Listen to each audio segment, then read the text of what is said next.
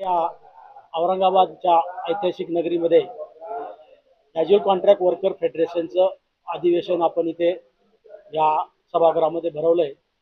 त्या अधिवेशनामध्ये आमचे महाराष्ट्रातील प्रत्येक जिल्ह्यामधून कॅज्युअल कॉन्ट्रॅक्ट वर्कर जे आलेले आहेत हे, परत आमचे नेते आहेत, आमचे जनरल सेक्रेटरी अनिमेश मित्रा दिल्लीवरून आलेले आहेत, आमचे उपाध्यक्ष नलावडे साहेब आणि ते महाराष्ट्र परिमंडळ BSNL एम्प्लॉईज युनियनचे अध्यक्ष आहेत ते आलेले आहेत, आमचे डेप्युटी जनरल सेक्रेटरी नवी दिल्ली जॉन वर्गीस जी ते इथे आलेले आहेत आणि इतर आमचे काही रिटायर कर्मचारी सुद्धा इथे आलेले आहेत।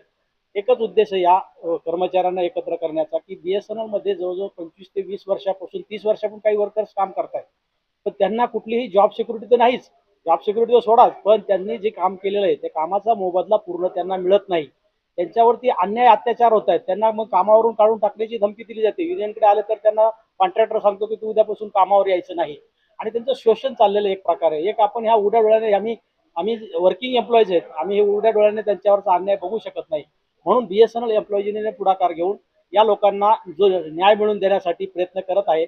म्हणून त्यांचं एक कॅज्युअल कॉन्ट्रॅक्ट वर्कर फेडरेशन नावाचं आम्ही एक नवीन असोसिएशन स्थापन केली। त्याचे जनरल सेक्रेटरी कॉम्रेड आमचे युसुफजी हुसेन आहेत, त्यांना आम्ही त्याबद्दल नियुक्त केलं आणि ते चांगल्या प्रकारे केलबोर कमिशनकडे ते इश्यू टेकअप करतायत। परंतु कॉन्ट्रॅक्टर आणि ऑफिसरांची जे BSNL मध्ये ऑफिसर्स आहेत त्यांची मिलीभगत असल्यामुळे या कर्मचाऱ्यांना न्याय मिळत नाही।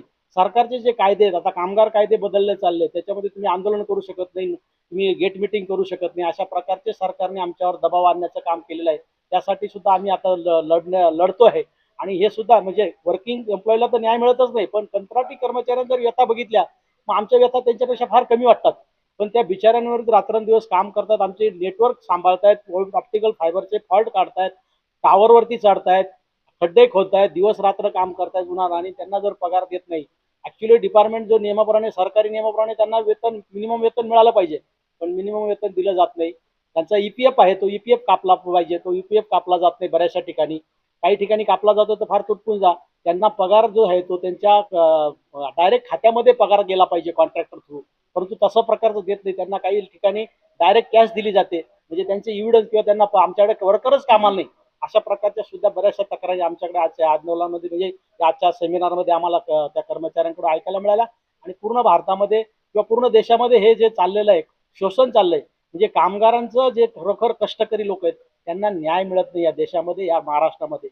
तर त्यासाठी ही BSNL एम्प्लॉईज युनियन आणि WWC वेलफेअर असोसिएशन जे आहे, आम्ही एकत्र संयुक्तरित्या या कर्मचाऱ्यांना न्याय मिळवून देण्यासाठी आजचं हे आम्ही आंदोलन म्हणजे हे अधिवेशन भरवलेलं आहे आणि त्या कर्मचाऱ्यांना न्याय मिळावा। BSNL प्रशासनात वारंवार आम्ही प्रशासनाकडे मागणी करतो की यांचं मिनिमम